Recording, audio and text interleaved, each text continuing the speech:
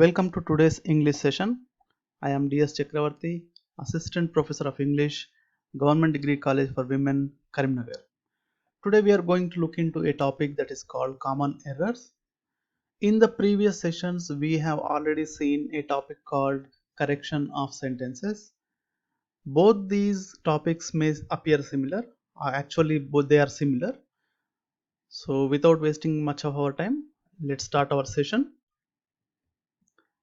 Said and told. Usually the mistake that happens in this manner, the incorrect version, she said me that she was happy, and the correct version is you can either use this version, she told me that she was happy, or she said that she was happy. So what's the difference between the incorrect version and the correct version? Tell means to give information to a person. So tell and told are always followed by a person. So whenever we use either the present tense, that is tell, or the past tense, that is told, we need to use a person after that, like me, you, him, her, us, them, John, Jane, the teacher, etc. The second one, the irregular plurals. This is also a typical section where the mistakes usually occur. The incorrect version is I have three children, and the right version is I have three children, or I have three kids. Now, what's the difference between the incorrect version and the right version? The plural of child is children, not childs. It's a habit for every one of us that we typically add an s after the singular number to make it a plural, like book, books, pen, pens. So here, because the word children is already plural, we shouldn't add an s, as the children already indicates a plural. There is no necessity, there is no need to add an s after the word children to make it children's. So if you want to use a word which ends with s, you may use the word kids, because kid, a singular number, kids is a plural number, so you can use that one. So you can use this one, I have three kids, which is an alternative word for children. So when you use children, do not use s. If you want to use s, then use the word kid, that is kids. So this is the story behind irregular plurals. Now let's move on to the next one. Years old. Incorrect version. My daughter has 8 years. The second incorrect version, my daughter has 8 years old. So both these versions are wrong. So what could be the correct version? My daughter is 8 years old. When speaking about age in English, we use the verb be and not have or has. Be means the present situation, the present tense. The other forms of be is am, is, are. That means I am 40 years old, he is 20 years old, they are 16 years old. These kind of sentences we can make, but not with have or has. The fourth one, marriage and wedding. The incorrect usage. So before going into the incorrect version, people often use one word instead of the other. They typically replace one with the other, but there is a difference between these two. So let's see what's the difference. Incorrect. I am going to my best friend's marriage on Sunday. It's a very popular sentence also. Many of us use these kind of sentences and we don't feel that there is a mistake in that. And the correct sentence is I am going to my best friend's wedding on Sunday. Now what's the difference between marriage and wedding? See, wedding is the ceremony, the celebration that happens on a single day or 2 or 3 days, that is called a wedding. It's a ceremony. And what is marriage? We can define marriage as a relationship in general. It's a relationship, or we can define it as an institution in the society. It's a system, it's a practice, it's an institution. So whenever you're taking the context of a celebration, a ceremony, a program, then you need to use the word wedding instead of marriage. The next one, need and have to. So what's the incorrect version? I need study more. It's the incorrect version. So it should be replaced by either I need to study more or I have to study more. So both these versions are correct. You can use any one out of these two. When the word need is followed by a verb, we say need to. So here you you can find a verb in this sentence, that is study. So when you find a verb followed by need, then you have to use to also. If there is no verb, instead there is a noun, then you don't need to add any to. Like I need water, I need a shampoo, I need some food. Here there is no verb. Need was followed by either water or shampoo or food. All these three are nouns. So there is no need for to in this sentence. When the word need is followed by a noun, we don't use to. That's the concept of this one. The next one is the incorrect use of the expression explain, the verb explain. So what is the incorrect format? Can you explain me the problem? And the right version is, can you explain the problem to me? See, the logic is explain is like say, said. So you never use the expression he said me, he said me. We don't use. In the same manner, we cannot use explain. Can you explain me is not a proper expression. We explain something to someone. We can also say explain that. The agent explained that our flight had been delayed 30 minutes because of the storm. So this is the expression explain. The next one is the difference between recommend and suggest. The incorrect version is I recommend you to get more exercise. The correct version is I recommend that you get more exercise, or you should get more exercise. What could be the explanation? Recommend and suggest are followed by that or by the ing form. Don't use to. So whenever you use to, it is a wrong form of the expression. That is, I recommend you to is a wrong form. Now, what are the correct forms?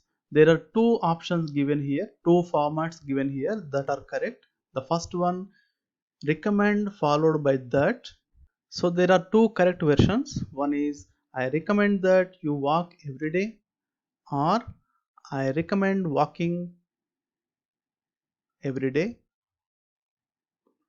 So do not use to. That is, I recommend you to walk every day is a wrong version of the expression. Now let's move on to the next one.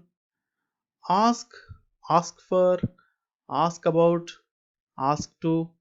Let's see what is the incorrect format. I asked to my boss is the incorrect format. Now the right format is I asked my boss.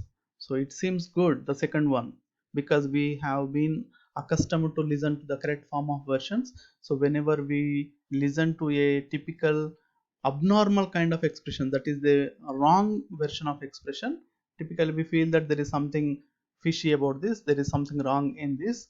So here I asked to my boss is a very rare expression because it's a mistaken expression. That's why we don't find it everywhere. And the corrected version is I asked my boss. Now the explanation. Never use a preposition between ask and the person you are asking. So here the preposition to has been used. When you want an object, you can use ask for dash. That means object. So I asked for money. That is the correct way of expression. You asked for money. So you need some money. You asked for that. But whenever there is ask and the person, you should not use any preposition in between. Like we have seen the example, I asked to my boss. This is a wrong way of expression. Now the next one, pass the time and spend time. Incorrect.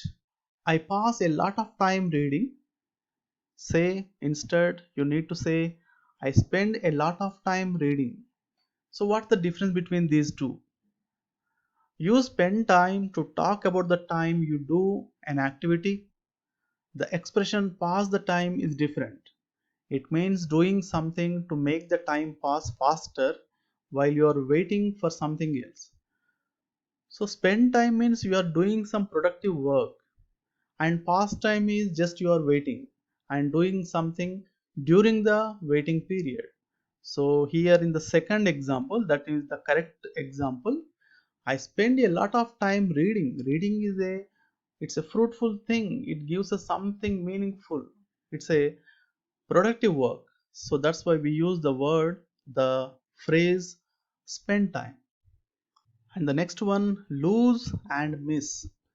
By looking at the spelling of the word LOSE, lose, students may feel that it is the pronunciation could be loss. Actually, there is a misunderstanding between similar words like LOOSE, LOSE, and LOSS. So these three words appear similar, but there is a difference between these three. So we need to be very careful regarding this pronunciation as well as meaning as well as the spelling also. Now get back to the topic. Lose and miss. Let's see an incorrect format. I lost my flight. And what is the correct format? I missed my flight. So where we need to use the verb lose and where we need to use the verb miss. The logic is very simple. It is obvious. Use lose with objects, that is your mobile, your pen, your wallet, your keys, keychains. Whenever you lose those things, you need to use the verb lose and the past tense is lost. I lost my wallet. I lost my pen. These are the correct versions. Oh no, I lost my keys is the correct version. Or with sports games also we use the verb lose, that is my favorite soccer team lost 3-0 in the semi-final. And where we use the verb miss, we use with flights, buses. For example, I missed my bus, I missed my flight. These are the correct formats that is to be used during several expressions, several instances. The next one is look, look at, look for. Incorrect format is look this picture and the correct format is look at this picture. So what is the difference between look and look at? Look at indicates the direct attention to something. Look at this. అంటే చూడండి. See this. And look for is nothing but trying to find something. Try to find something that is lost. I am looking for my glasses. Do you know where they are? So you have lost your glasses. Actually not lost. You have forgotten where you kept them. So you are trying to find where they are. Then in that context you use the phrase look for. It's a phrasal verb, look for. I am looking for my glasses. I am looking for my bike keys. The next one is history, story. Incorrect format, incorrect sentence. He told me a funny history about his dog. And the right one is he told me a funny story about his dog. History refers to everything that has happened in the past, especially in the political, economical, and social areas. History is always based in truth and facts. So history is a broad thing which is based on facts and which is used in reference to political, economical and social areas, that is in academic area. But story is a personal thing that you use in everyday life. What happened yesterday, what happened in your childhood. So you don't call it a history, but you call it a story. The next one is like. Now the incorrect one, I like very much this book. Seems something odd. వినగానే మనకి ఇక్కడ ఏదో abnormal ఉన్నట్టు అనిపిస్తుంది. I like very much this book. Now the right version is I like this book very much. It's a formal way of expression. Or I like this book a lot. It's an informal expression. Or I really like this book. It is also an informal way. Now, very much is an adverb that describes like. In English, we usually put adverbs either before the verb or at the end of the sentence. So if we look at the first sentence in this slide, I like very much this book.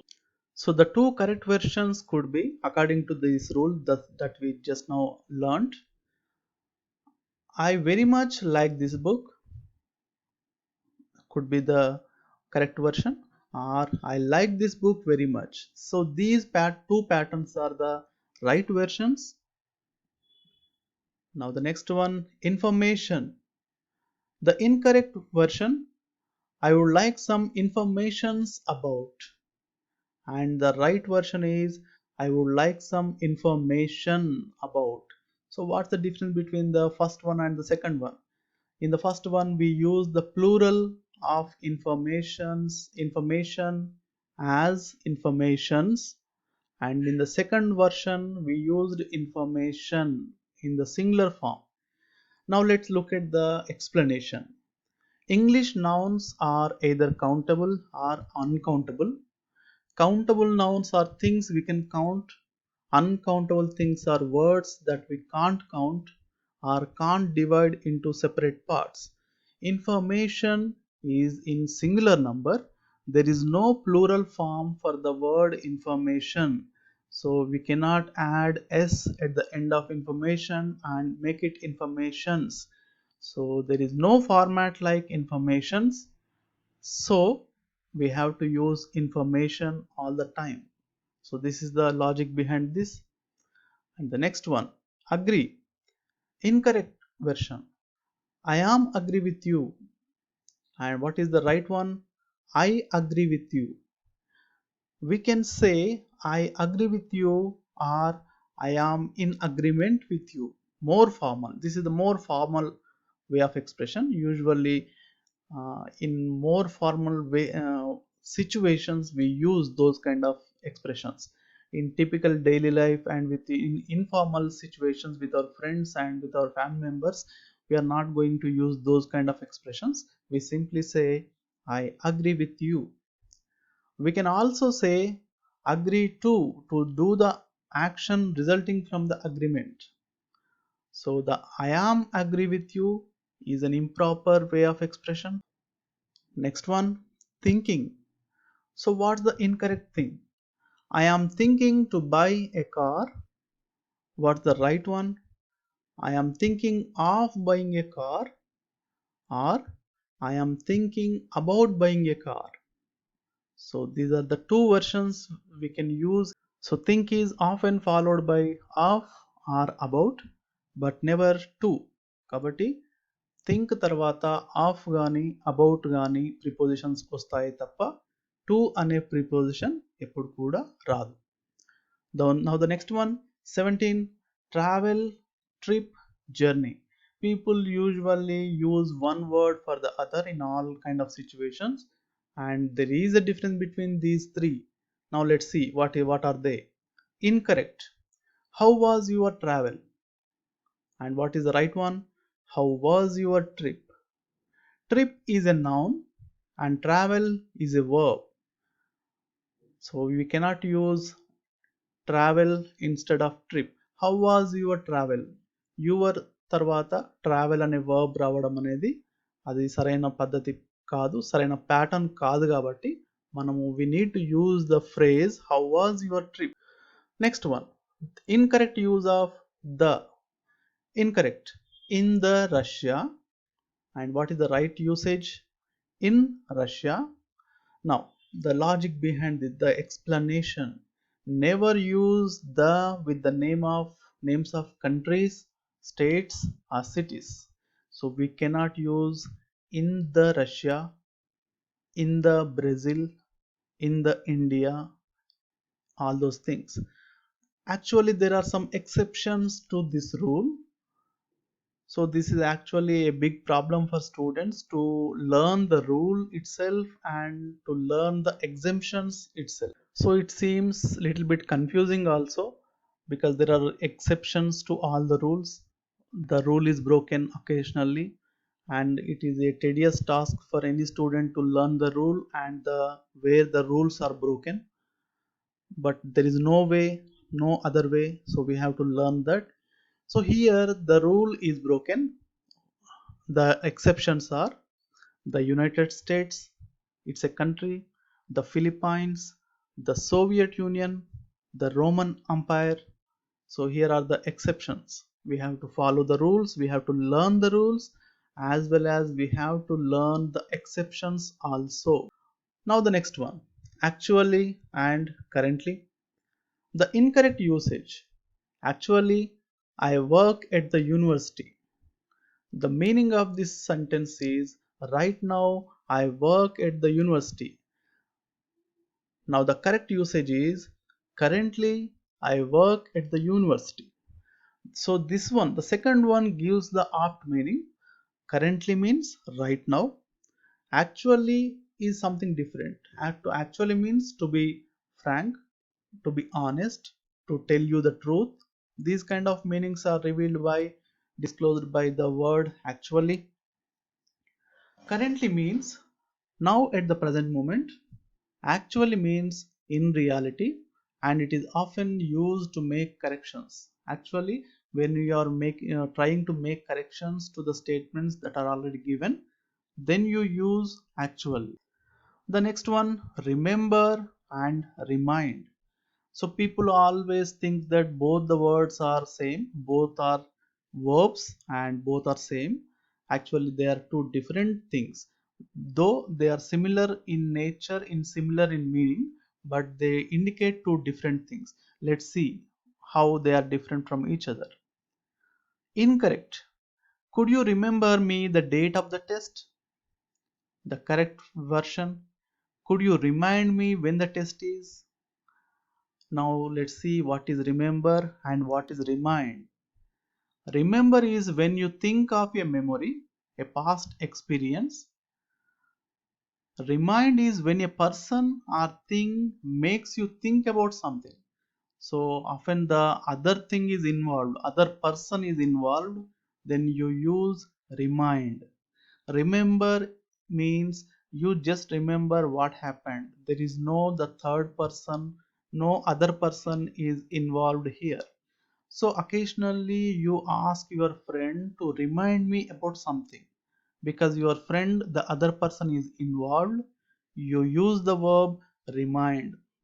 You ask him, remind me about this tomorrow. రేపు morning నాకు ఈ విషయం జ్ఞాపకం చెయ్యి అని చెప్పడానికి we use remind. The next one, the difference between since and for. This is a very important concept. It is not only used in daily expressions but also in view of examination point of view. It is very important. It may get you good marks in the examination also. So what is this? Grammatically speaking, since and for are normally used in perfect continuous tenses. Here we see the basic difference between since and for, where since is used, where for is used. Now let's start with the incorrect one. I have worked here since 3 years. And what is the right one? I have worked here for 3 years, or I have been working here for 3 years. Let's see. I have been working here is the perfect continuous tense that we discussed just now. Now, what's the difference between since and for? The basic difference is For is used with periods of time. Since is used with points of time. Now, one more question arises in our mind. So, what is a period of time and what is a point of time? The difference is very simple. The definitions are very simple.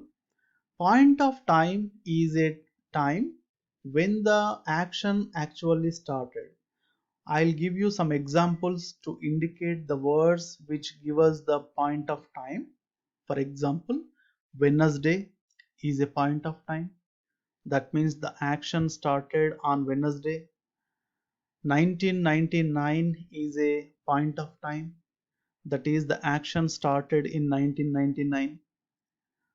23rd October is a point of time. It's a date. The name of the month is a point of time, that is January, March, July. So here whatever examples I have given you are the examples for point of time, that is January 1999, 23rd, 11 a.m. All these are points of time. So whenever you find these kind of words, that means January, February, March, the names of months, it's a point of time. Dates 23rd, 24th, 25, all these dates, it's a point of time. So here I have given you 4 examples for points of time. Now let's jump into the second one. What is a period of time? Period of time is the time elapsed that happened from the beginning of the action to till now. Action మొదలైనప్పటి నుండి ఇప్పటి వరకు ఎంత time గడిచిందో ఆ పీరియడ్ను చెప్పేది period of time. For example years, 9 years is an example. 9, 8, 3, 4, any number of months, 6 months, 7 months, 8 months, weeks, 2 weeks, 3 weeks, days, hours, minutes, all these give us the examples for periods of time. So it's a very simple clear cut definition. Whenever you find points of time, you need to use since. Whenever you find periods of time, you should use for. So in the first example that we have seen just now, I have worked here since 3 years. Let's see the sentence carefully. Here 3 years is a phrase that indicates periods of time, period of time. So period of time should take the preposition for, not since. Period of time వచ్చినప్పుడు మనకు for రావాలని చెప్పుకున్నాం కాబట్టి here instead of since we need to use the preposition for. So hope you understood this concept. Now the next one, a and one. The incorrect version, I took one pen and started to write. It appears to be correct, but there is a mistake in it. I took a pen and started to write. Use one when the number is important. When you want to emphasize that it is one, then we need to use the word one. In all other cases, and that means in general instances, when the fact of being one is not important, use a or an. ఒక అనే దానిపై మనం emphasize చేయకుండా క్యాజువల్గా ఒక పెన్తో రాస్తున్నాను, నేను pen తీసుకొని రాసేస్తున్నాను, ఐ టుక్ ఏ పెన్ అని క్యాజువల్గా చెప్పినప్పుడు there is no emphasis on the number 1. That's why in those kind of situations we need to use a or an instead of 1. The next one is apostrophe s. Incorrect. I went to the house of my friend. The correct version is I went to my friend's house, or I went to my friend's house. When the word already ends in s, just add apostrophe. The pronunciation is the same. Now the next one, despite, in spite of. Now the next one, despite and in spite of. The incorrect version, despite of the problems, we finished the project on time. And the another incorrect version, despite there were problems, we finished the project on time. Now let's see the right versions. Do not use the preposition of after despite. So this is a fundamental thing we need to remember. Despite of is a wrong expression. You can use in spite of. Despite of is a wrong one that we need to remember carefully. And what are the right versions? Despite the problems, we finished the project on time. In spite of the problems, we finished the project on time. And the last one, despite having problems, we finished the project on time. So these are the three correct versions that we may use in different situations. The next one, better, worse, more, much. See, every adjective has 3 degrees of comparison, that is positive degree, comparative degree, and superlative degree. Students typically remember the easiest ones like the typical pattern, clever, cleverer, cleverest, fast, faster, fastest. These are very easy to remember. So students remember these kind of examples, these kind of adjectives very easily for a long time. But some have different patterns of degrees of comparison like good, better, best. This is a typical different one. And the next one is bad, worse, worst. So good, better, best, bad, worse, worst. Now let's get back to the topic and see what are the incorrect usages. My new computer is more better than my old one.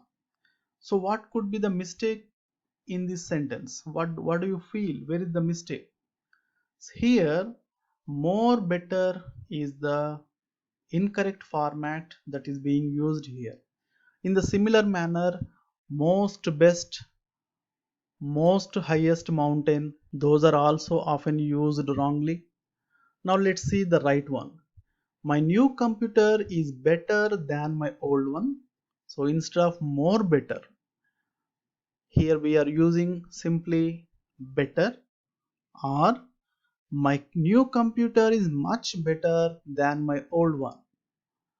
So here only we are using comparative degree, that is better, good, better, best.